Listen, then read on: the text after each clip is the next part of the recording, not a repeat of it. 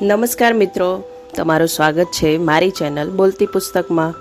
આજની વાર્તાનું નામ છે એરિક અને ઘરડો માણસ, જે પુસ્તક અંતરનો ઉજાસમાંથી લેવામાં આવી છે. પરદેશમાં વસતા એક દંપતી પોતાના નાનકડા બાળક એરિકને લઈને એ વિસ્તારની એક સરસ રેસ્ટોરન્ટમાં જમવા પહોંચ્યા. નાતાલના તહેવારો નજીક આવી રહ્યા હતા. જમી લીધા પછી ખરીદી કરવાની એમની ગણતરી હતી. બપોરનો સમય હતો. રેસ્ટોરાંમાં બધા પોતપોતાની જગ્યાએ ધીમે ધીમે વાતો કરતા શાંતિથી જમી રહ્યા હતા. આ દંપતીએ પણ એક ટેબલ પર બેસીને ઓર્ડર લઈ જવા માટે વેઇટરને ઇશારો કર્યો. એરિકને એમણે 2 ખુરશી ભેગી કરીને ટેબલની આડશે ગોઠવીને એવી રીતે બેસાડેલો કે એરિક ટેબલ પરથી ખાઈ શકે પણ પડી ન જાય. એરિકની ઉંમર હતી આશરે 1 વર્ષ જેટલી.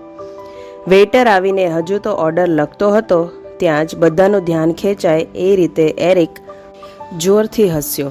પ્રથમ તો પોતાનો ઓર્ડર લખાવવામાં વ્યસ્ત પતિ પત્નીએ એના હસવા પર ધ્યાન ન આપ્યું, પણ એ તો કોઈની સામે હાથ હલાવીને ફરીથી જોરથી હસવા માંડ્યો.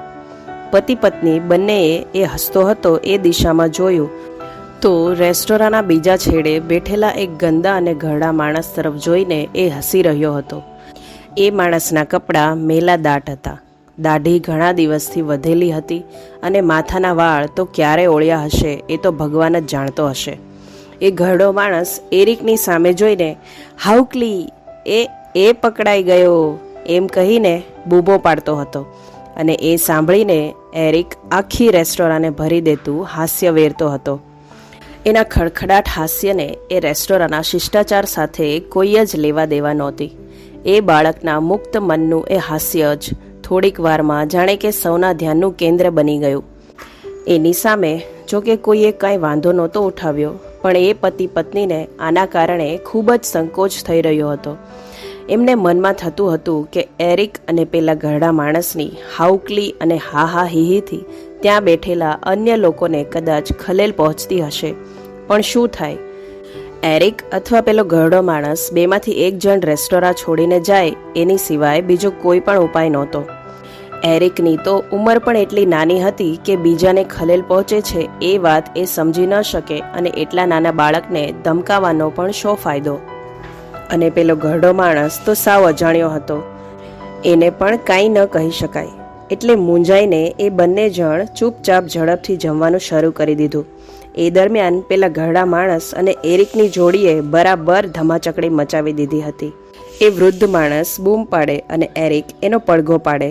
એ બંનેને માટે તો જાણે કે એ બે સિવાય આજુબાજુ કોઈની ઉપસ્થિતિ જ નહોતી.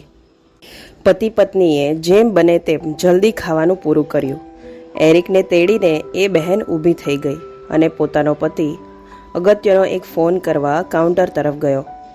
પેલી બહેન એરિકને તેડીને રેસ્ટોરન્ટના દરવાજા પાસે પહોંચી એ જ સમયે પેલો ભિખારી જેવો દેખાતો ઘરડો માણસ પણ દરવાજાની બાજુમાં આવીને ઊભો રહી ગયો. એની સામે જોવાઈ ન જાય તેની કાળજી લેતી એ સ્ત્રી ત્યાંથી પસાર થઈ ગઈ. જેવી એ પેલા માણસ પાસેથી નીકળી કે તરત જ જાણે સ્પ્રિંગ ઉછળે તેમ એરિક ઉછળ્યો. એ વૃદ્ધના હાથ તો એને તેડવા લંબાયેલા જ હતા. એ બહેન એરિકને અટકાવે તે પહેલાં તો 1 વર્ષની ઉંમરનો એ દેવદૂત પેલા મેલાઘેલા વૃદ્ધને ગળે વળગી ગયો. એ બાળક એવા વહાલથી વૃદ્ધ માણસના ખભે માથું રાખીને પડ્યો હતો કે જાણે એને એના પોતાના મા બાપ અને આ અજાણ્યા માણસમાં કોઈ જ ફરક ન દેખાતો હોય. સંપૂર્ણ પ્રેમ અને પૂરા સમર્પણ ભાવથી એ એના ચિથરાથી ઢંકાયેલા હાથમાં સમાઈ ગયો હતો. પેલા વૃદ્ધની આંખો બંધ થઈ ગઈ હતી. એમાંથી શ્રાવણ ભાદરવો વરસતા હતા. સખત પરિશ્રમથી બરછટ બની ગયેલા એના હાથ અત્યંત વહાલથી એરિકની પીઠ પર ફરતા હતા. એ બંને પવિત્ર આત્માઓનું એ અદ્ભુત મિલન આખી રેસ્ટોરાં મૂક બનીને નિહાળી રહી હતી. થોડી ક્ષણો આમ જ પસાર થઈ. પછી એ વૃદ્ધે એરિકને એની માતાના હાથમાં સોંપતા કહ્યું, મારી દીકરી, આ ફરિશ્તાને તું બરાબર સાચવજે. આ તો ભગવાનનો દૂત છે બેટા. તે અને તારા દીકરાએ મને આ નાતાલની સર્વોત્તમ ભેટ આપી છે. આટલું કહી એ વૃદ્ધે પોતાની આંખના ખૂણા સાફ કર્યા. 2 મિનિટ જાણે અતીતને જોતો હોય તેમ ઝીણી દ્રષ્ટિ કરી આકાશની સામે જોયું. પછી બોલ્યો, ગઈ નાતાલમાં આ જ સમયે આવેલા બરફના તોફાનમાં મારું આખું કુટુંબ સાફ થઈ ગયું હતું. એ પછી આજે હું પહેલી વાર હસ્યો છું અને પહેલી જ વાર રડ્યો પણ છું. મારા સાવ સૂના જીવનમાં એક સાચા વહાલની ભેટ તમે આપી એનો હું કઈ રીતે આભાર માનું. બસ ભગવાન મારા જેવી કોઈ પર ન વિતાવે અને તમને હંમેશા સુખી રાખે. એટલું કહી ફરી વખત સજળ થયેલી આંખોને લૂછ્યા વિના જ હળવે પગલે એ માણસે વિદાય લીધી. આટલી વારમાં પેલી સ્ત્રીનો પતિ પણ ફોન કરીને આવી ગયો હતો. બંને જણા ઘડીક એકબીજાની સામે તો ઘડીક દૂર જઈ રહેલા એ વૃદ્ધને જોઈ રહ્યા. હવે રડવાનો વારો એ બંનેનો હતો. એરિક એ દિવસે એમનાથી મહાન હોય તેવું એમને લાગ્યું. એ બેઉ જણ જ્યારે ગંદા કપડાં પહેરેલા, ગંદી દાઢી અને વિખાઈ ગયેલા વાળવાળા ગરીબ માણસને જોઈ શકતા હતા, ત્યારે એરિક લાગણી અને પ્રેમ ઝંખતા આત્માને ઓળખીને એની સાથે વાત પણ કરી રહ્યો હતો. આત્માના ઊંડાણ સુધી અને ભગવાનના દ્વાર સુધી પહોંચવા માટે મોટાઓની દ્રષ્ટિ કેટલી વામણી હોય છે તેનો બંનેને આજે ખ્યાલ આવ્યો. બંનેને ખાતરી થઈ ગઈ કે એના માટે તો એરિક બની જવું પડે.